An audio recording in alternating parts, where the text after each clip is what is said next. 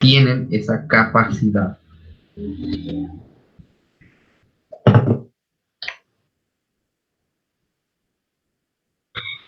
Pero en el caso nuestro, ¿por qué lo utilizamos?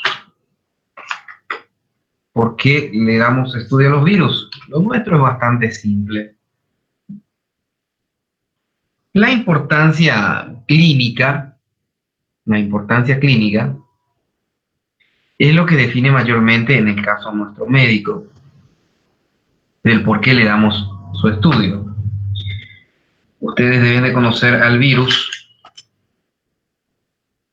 el cómo funciona, para dicho modo poder tratar a la persona que se encuentra con esa infección.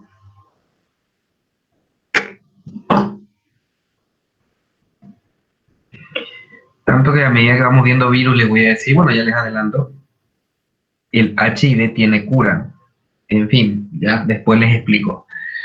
Bueno, son importantes en este caso, ya que nos generan muchas enfermedades. Son importantes herramientas de investigación. Se los puede utilizar para la ciencia. ¿Ok? Importante herramienta de investigación. Debido al conocimiento, a la capacidad de poder utilizar los virus, esas materias vivas, hemos tenido un avance muy importante con la biología molecular, ayudándonos a conocer cómo funciona lo que habíamos aprendido, la replicación, la transcripción, etcétera, etcétera, los ácidos nucleicos y así. Con relación a su importancia biológica, recordemos que todos los seres vivos, tienen tipos de virus que los parasitan. O sea, en este caso, actualmente un pequeño virus que genera una pandemia está parasitando al ser humano. La pandemia más tonta de la vida. Bueno, con relación a sus componentes, a grosso modo, y rápidamente, ya dijimos, puede ser ADN o ARN. Tiene su estructura proteica, su componente genético, es decir, su ácido nucleico y demás, las enzimas que la mantienen, la nucleocápside, que es la envoltura externa, y recordemos que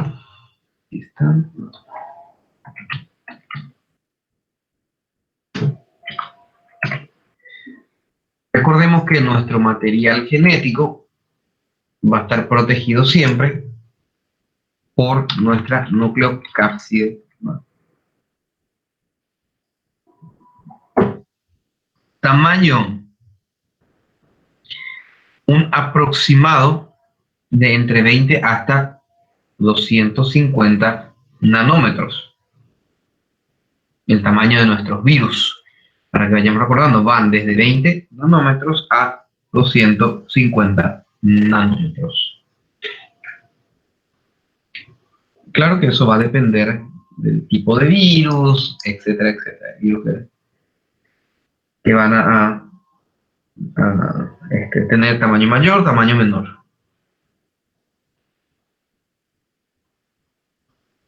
Con relación al genoma viral, ya dijimos, podría ser ADN o puede ser ARN. Y esta información genética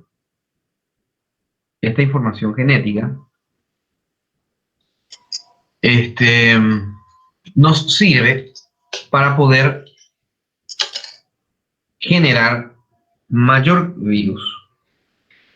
¿Qué es lo que contiene el virus? El virus, dentro de su información genética, lo único que contiene es cómo hacer más virus. Y obviamente también cómo anclarse, todos los detalles necesarios para que ese virus pueda perpetuarse. La información para replicarse y la formación de nuevos viriones. Como bien decimos, el tamaño de nuestro virus es variable. Claramente tenemos que saber que son el número haploide.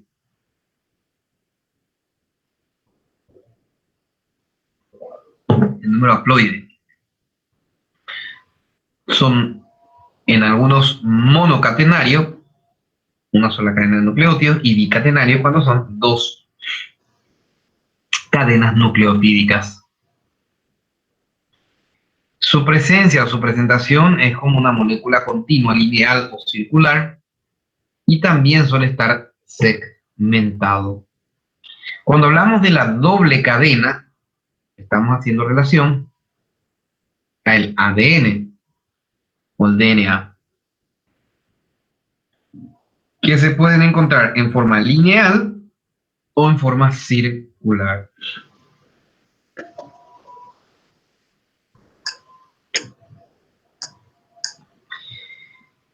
Los que son herpes viridae, se encuentran de manera lineal.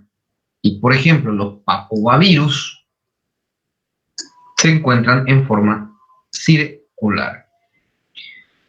Y el DNA que se encuentra en cadena simple también puede ser lineal y también puede ser circular.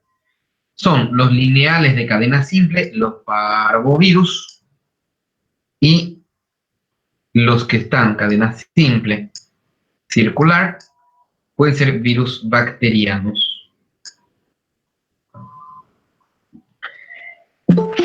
El RNA, los que se presentan como genoma viral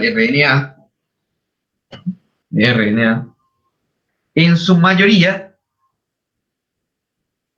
son simple cadena y lineal.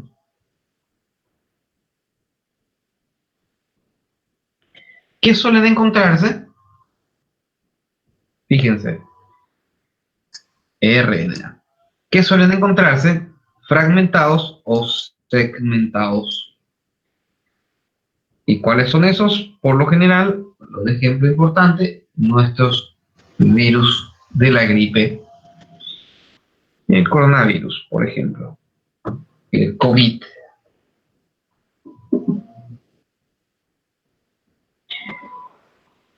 La polaridad de nuestro material genético cuando nos referimos a RNA o ARN, tenemos que recordar que pueden ser polaridad positiva o polaridad negativa. Y en última, una polaridad mixta. La polaridad positiva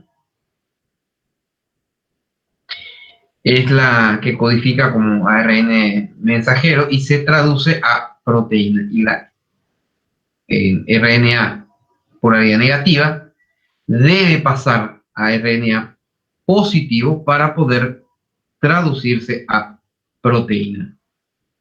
Y la de polaridad mixta o bisentido, es decir, que puede llevar ambos sentidos con positivo o negativo, o bisentido, nuestros arenavirus, por ejemplo, ya con la capacidad de producción proteica libre debido a que presenta las polaridades necesarias y la capacidad, obviamente, de invertirse, de transformarse cuando lo necesite. La cápside viral, la cápside, no es otra cosa que una estructura que rodea y protege al genoma vírico.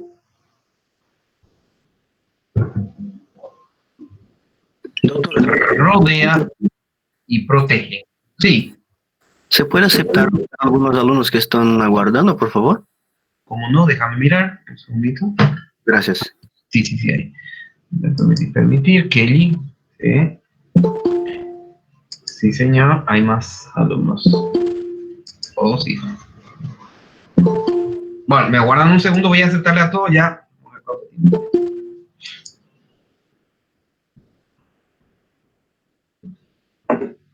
Ahí está. Me van avisando si es que hay alumnos que faltan ingresar, porque ahora estoy viendo que me escribieron en el mensaje, puedo aceptar los alumnos, pero una vez que yo ingreso, inicio coloco la pantalla del slide para mi pantalla, ya no puedo leer la caja de mensajes, entonces no puedo ver quién está escribiendo, quién no escribe. Así es.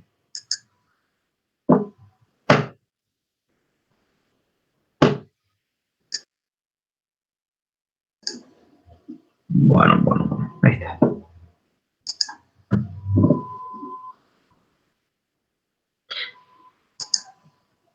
Ya pueden, bueno, yo ya estoy de nuevo en la pantalla del slide. Ok, si alguien está escribiendo, me van avisando. Pueden ir colocando sus nombres completos mientras tanto para al final dejar para las preguntas, así facilitando las cosas. Bueno, decíamos, la cápside es una estructura que rodea y protege al genoma vírico y está formado por proteínas codificadas por genes del propio virus, por más que sea la célula la que esté produciendo, la información utilizada para producir nuestra cápside está dentro del material genético del virus, sea su ADN o sea su RNA. ¿Ok? Estas proteínas que forman la cápside se denominan protómeros. Presentan simetría, que es la forma que adopta un virus en el espacio, y es la que está dada por la estructura de la nucleocápside. Acabo de escuchar gente ingresando. Yo, Paulo Sousa, permitir.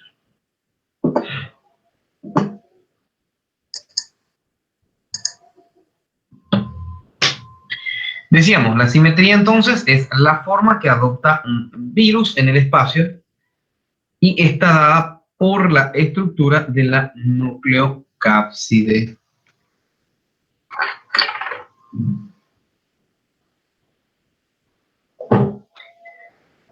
Aquí tenemos, fíjense, la simetría helicoidal, donde podemos observar los capsómeros, el material, la información, nuestro RNA, aquí podemos ver los capsómeros. Esto sería nuestra nucleocápside. En este caso hablamos de una que está envuelta y aquí tenemos una desnuda, hablando de un mosaico. La nucleocápside cilíndrica puede estar extendida o enrollada sobre sí misma.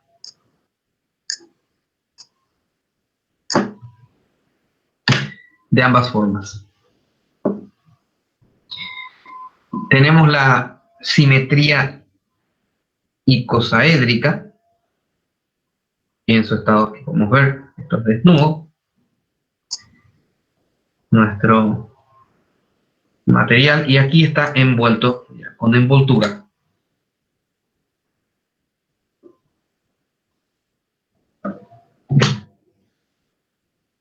La binaria y compleja, donde podemos observar que presenta nuestra cabeza icosaédrica y una cola helicoidal. Esta es una forma característica de los virus que tienen sus motivos exactamente las causales de utilización de todo esto para anclarse a la célula que la va a recibir y posteriormente hacer una liberación de la información genética a través de la vaina. Una vez que haga la apertura de cuello, libera a través de la vaina el material genético.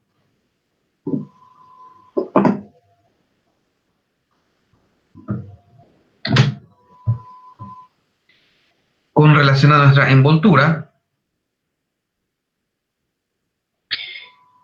la envoltura no es otra cosa que la forma o la capa membranosa que está envolviendo o rodeando a la nucleocápside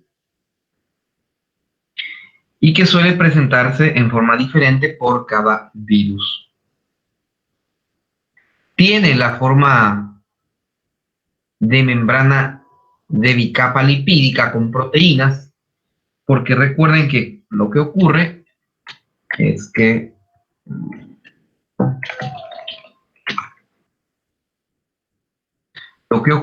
cuando el virus es eliminado, o sea, es expulsado, utiliza la bicapa de la célula.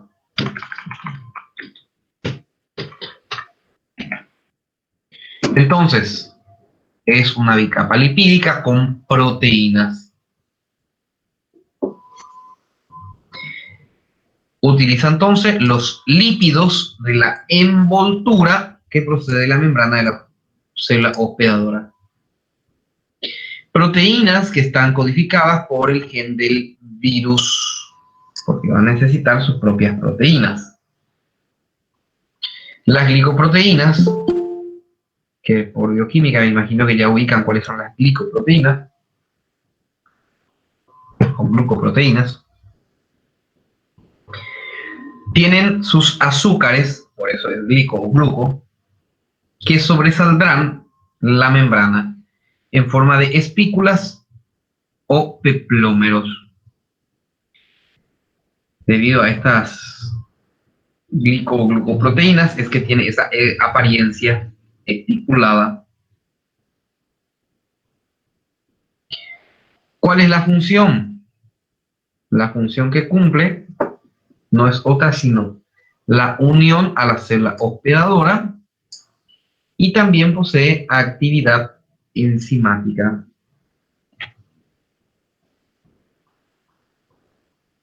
Constituye entre el 50 al 90% de la partícula viral.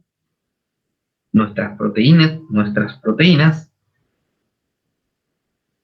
se encuentran presentes en el virión en cantidad importante, de modo a poder mantener la estructura del virus.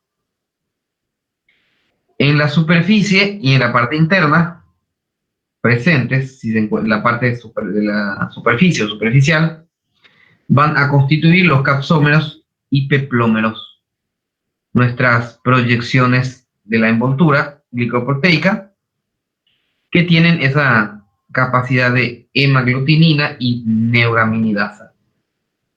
Para que ustedes recuerden, cuando hablamos de los virus de la influenza, recordarán el H1N1, que significa H, hemaglutinina, y la N, neuraminidasa. ¿Ok? Y acorde al componente de hemaglutinina es que vamos a decir H1, H5, neuraminidasa tanto, bueno, por eso es que se define de esta forma. Hemaglutinina y neuraminidasas. Nuestras proyecciones virales. Y por la parte interna, que se encuentra hacia la cara interna, van proyectadas hacia el centro o hacia el virión.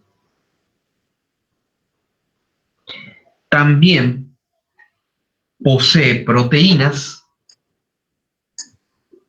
que no son estructurales. ¿Y a qué nos referimos a las proteínas no estructurales? Las que son necesarias para la replicación y que van siendo sintetizadas en la fase temprana del proceso viral.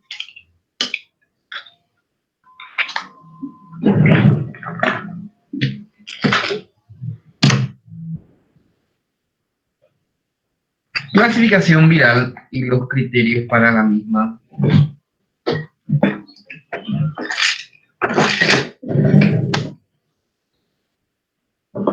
Tipo de ácido nucleico se utiliza para la clasificación. El tipo de ácido nucleico. Cuáles serían las características del mismo y su mecanismo de replicación. Es decir, ADN, RNA, sus características y las características Si hablamos de que se encuentra lineal, por ejemplo, o circular, y la capacidad o el tipo de mecanismo de reproducción. También para clasificar vamos a utilizar el tamaño del virión y la simetría de la cápside. Otra estructura utilizada para la clasificación es el número de capsómero de los virus desnudos o el diámetro de la hélice de los helicoidales. También la presencia o no, recuerden que no todos los virus tienen envoltura, entonces la presencia o no de la envoltura, el lugar de ensamblaje de las partículas virales, que podría ser el núcleo o el citoplasma, y la forma de salida de la célula huésped, si se da por lisis o se da por brotación. Y hay diferencia entre lisis y brotación.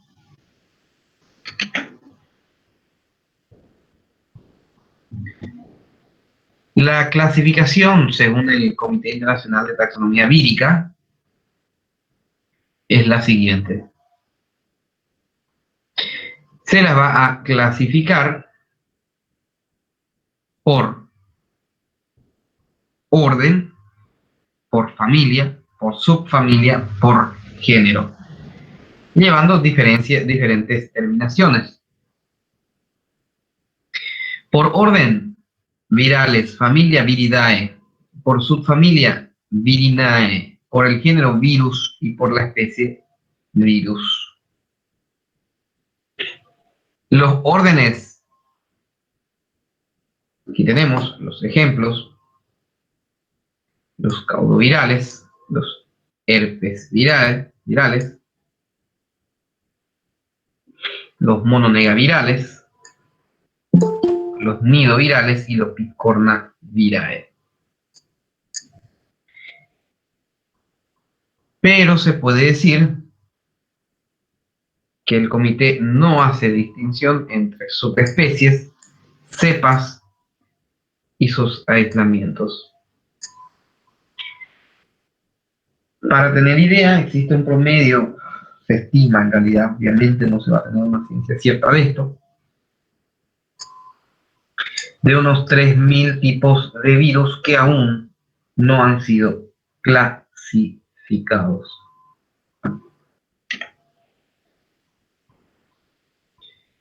Para observar mejor, aquí tienen los links de cómo y dónde entrar para ver la clasificación según el Comité Internacional de Taxonomía Vírica, donde están establecidos las bases de datos de estos virus universales, que está disponible para todo el mundo en estas páginas. Obviamente no vamos a entrar en detalle con eso. A nosotros nos importa más la parte clínica y hablar de ello. Bueno, esto es solamente con relación a las familias, los géneros.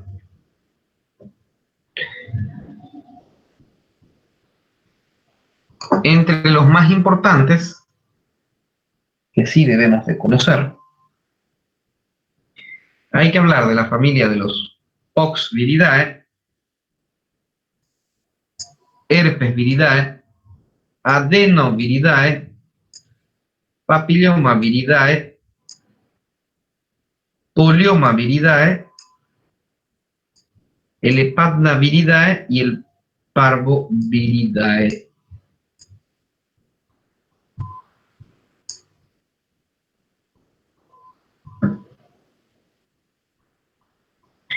¿Y qué nos van a ir produciendo? Los ejemplos para que ustedes vayan sabiendo. Los Poxviridae, a través de la cual sacamos nuestras vacunitas víricas, que nos produce nuestro molusco contagioso.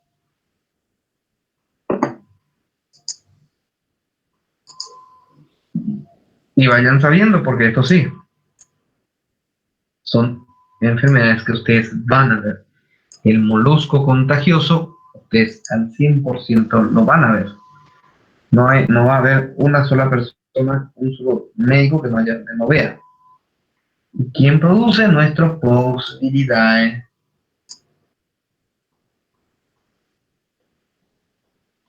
Nuestro pox viridae. Y el herpes viridae, el nombre por sí solo ya le estará dando idea que nos va a producir el clásico herpes simple, virus tipo 1 y tipo 2. También produce nuestra varicela zoster, nuestro Epstein-Barr, nuestro citomegalovirus y la herpes, el herpes virus humano. Entonces, todos ellos producidos por el herpes viridae. A este sí lo van a conocer bastante bien. Y el adenoviridae que nos produce nuestro adenovirus. El papilomavirus producido por el papiloma viridae. Y el polioma, nuestras cepas JC virus, becavirus, SB40. La hepatnaviridae, otra clásica, nuestra hepatitis, nuestro parvoviridae, parvovirus de 19, adeno, entre otros. Estos son los ejemplos más importantes con relación a nuestra, bueno, aquí tenemos el complejo Paramyxoviridae,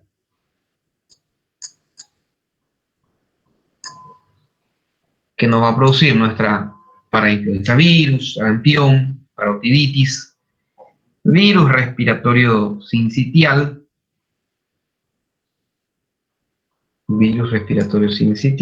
que los que van a ser pediatras lo van a conocer bastante bien.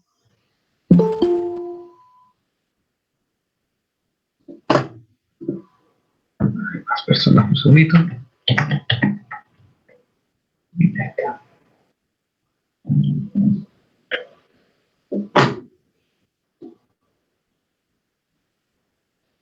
Sí, entre la caja de mensajes. Sí, para que vayan poniendo sus nombres. Sí.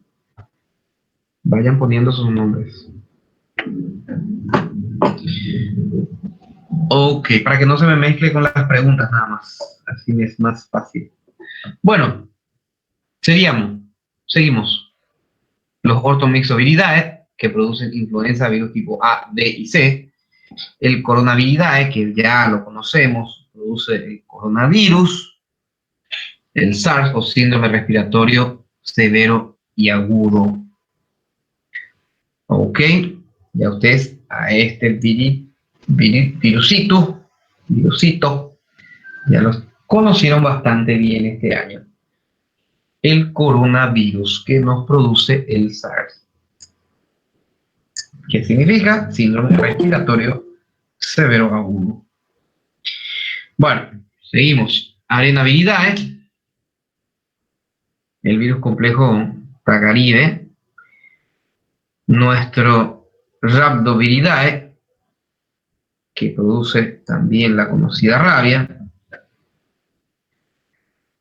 y nuestro ébola producido por el Filoviridae,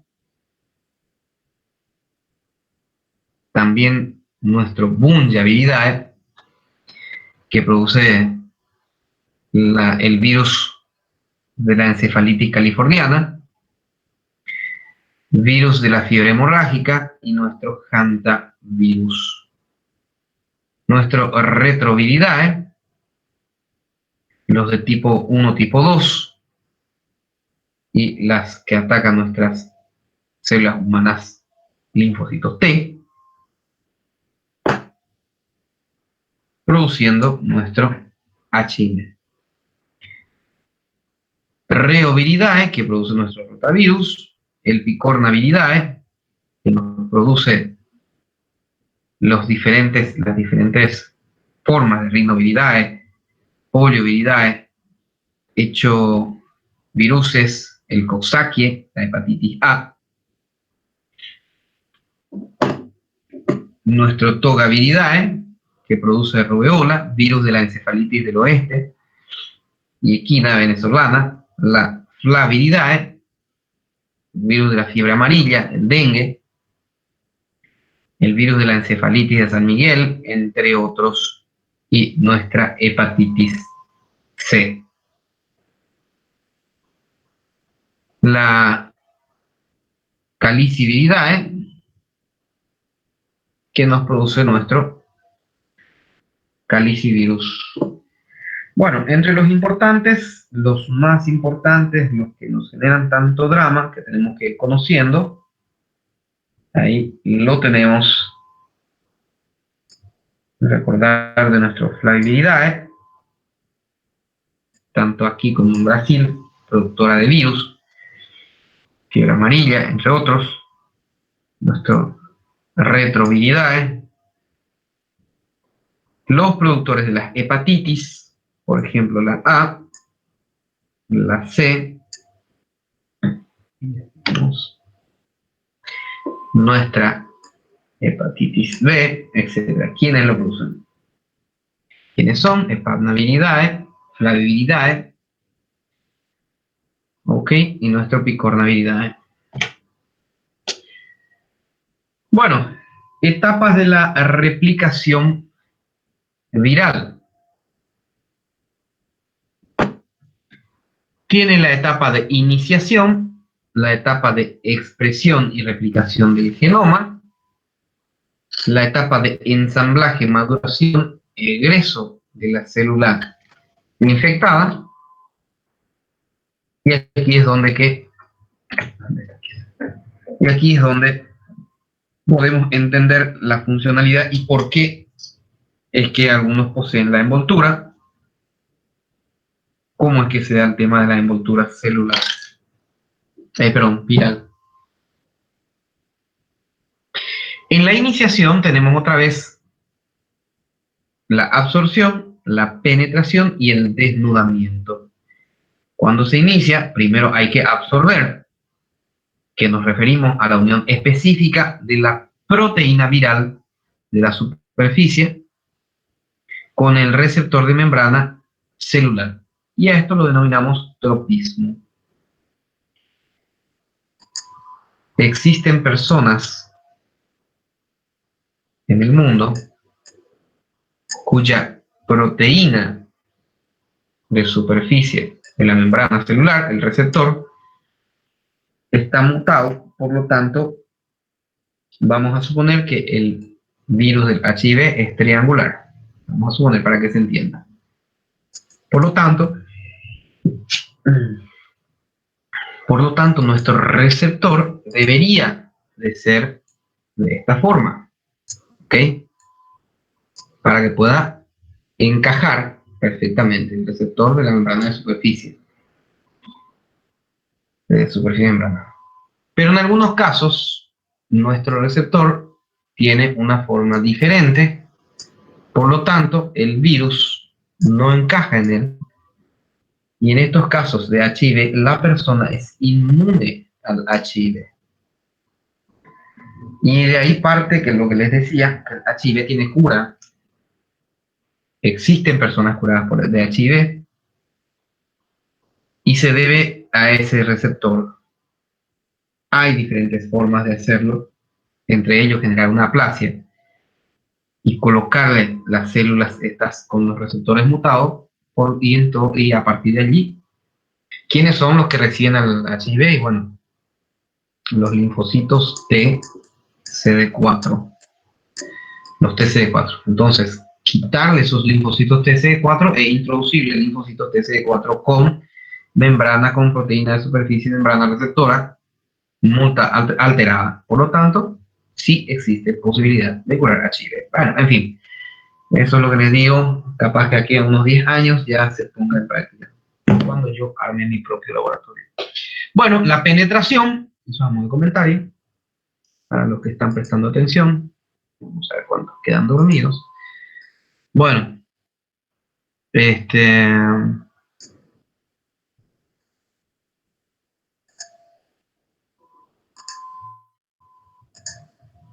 La penetración,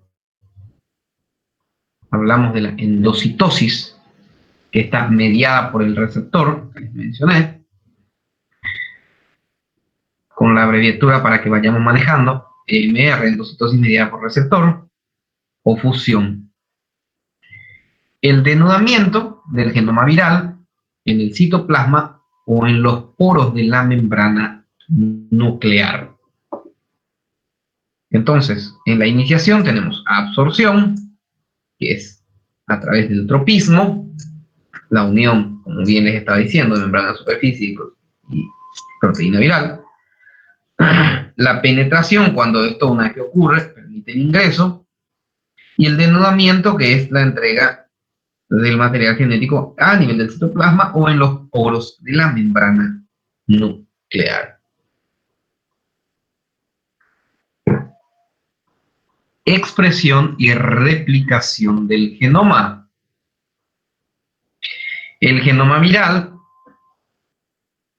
sabe de varias estrategias de multiplicación viral.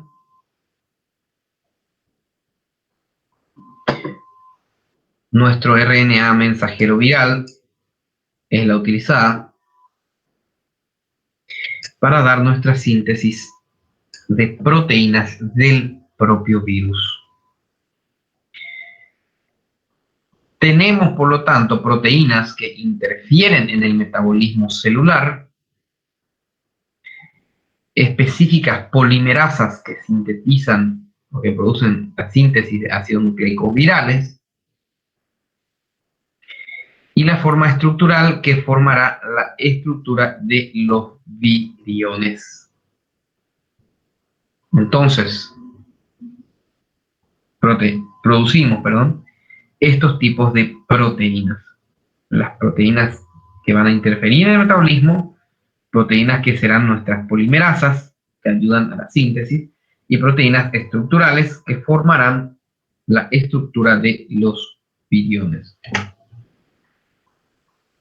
Se produce todo esto y pasamos a la fase 3.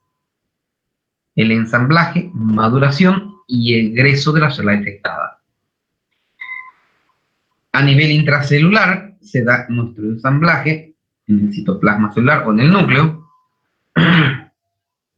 una vez producida, y el ensamblaje es prácticamente simultáneo al ingreso de la célula. Por lo tanto, puede llevar membrana citoplásmica de la propia célula, de la membrana de la célula misma. Los virus van emergiendo por brotación, en algunos casos, y lisis celular o casi de forma citolítica, es decir, destrucción celular, los retrovirus, por ejemplo. Y el ensamblaje en el núcleo celular, en el caso del herpes virus. Se ensamblan en el núcleo celular. Y estos son nuestros parasitillos obligatorios. Por eso lo llamamos parásitos. Dependen o viven de otras células.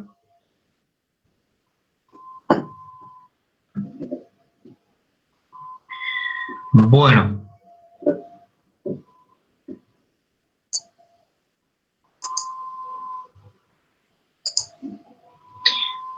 Aquí tenemos nuestros virus. En su ingreso hace la fusión que se une, luego libera el material genético. Esto ingresa a través de los poros en el núcleo, se desensambla, se produce su RNA mensajero que es enviado para producir las proteínas. Fíjense, envía, se va produciendo proteína que a su vez se utiliza para su ensamblaje posterior. Usa toda la estructura celular para poder replicarse. Esa es la función que cumple. Y una vez que se produce esto, es expulsado y el propio virus nuevo sale e infecta en todo caso células adyacentes. Vale, gente ingresa. Vamos a dar un segundito mientras permitimos el ingreso.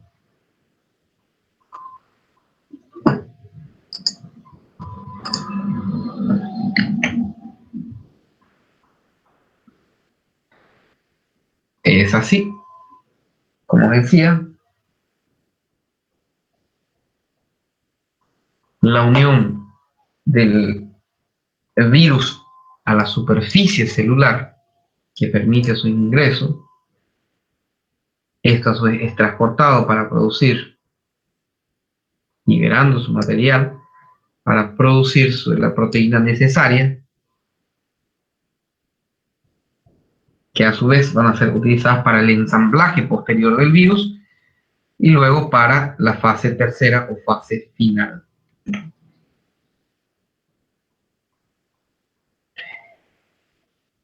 Bueno, la diferencia entre las vías para la síntesis de la RNA viral,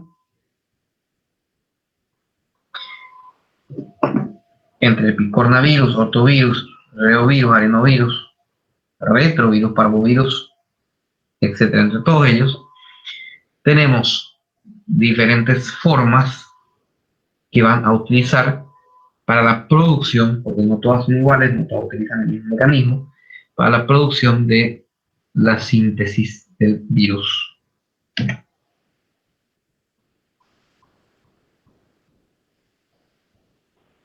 Y a su vez, la utilización de diferentes tipos de ácidos nucleicos para la producción viral.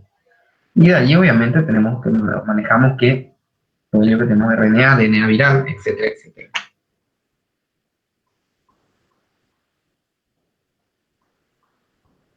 Esto es solo para marcar la curva comparativa de crecimiento de un ciclo de multiplicación viral entre ellos.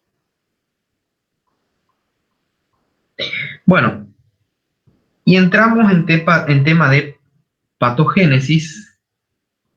Un segundito. Me acuerdan un segundito, por favor.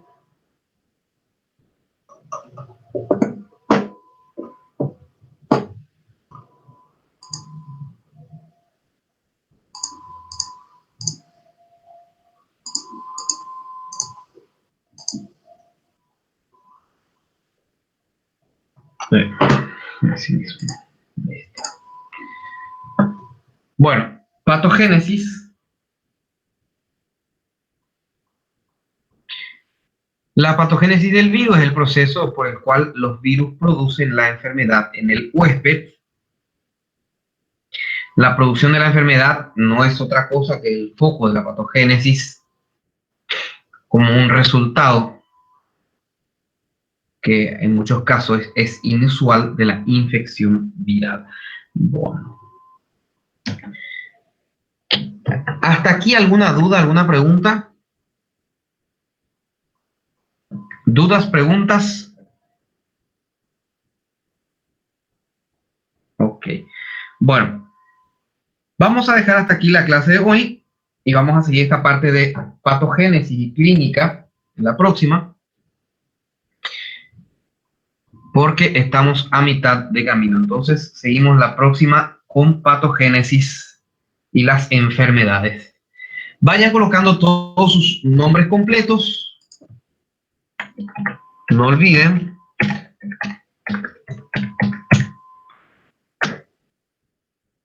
nombres completos para poder hacer llamado lista.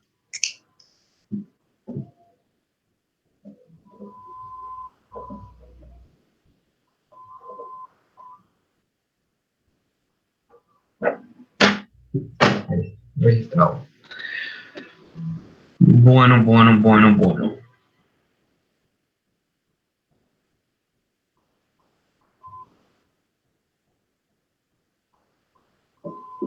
¿Ustedes ya rindieron su prueba parcial?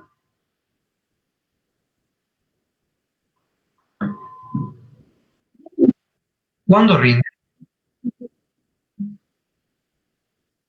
Mañana. Ah, ok.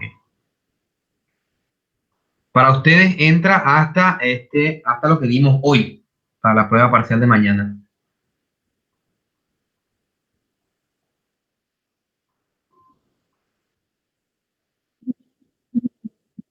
Estoy brincando. Solamente la primera unidad entra. No, este ya es para la siguiente prueba parcial. Estoy brincando. Estoy bromeando, estoy bromeando. No, sí, ¿a qué hora quedamos? ¿A qué hora quedamos con el repaso? ¿Para qué hora terminamos? Ok, ok, perfecto. Vamos a hacer el repaso.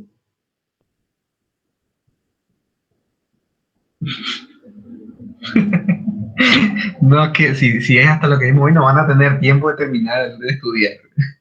Al menos si lo leen del libro, ¿verdad?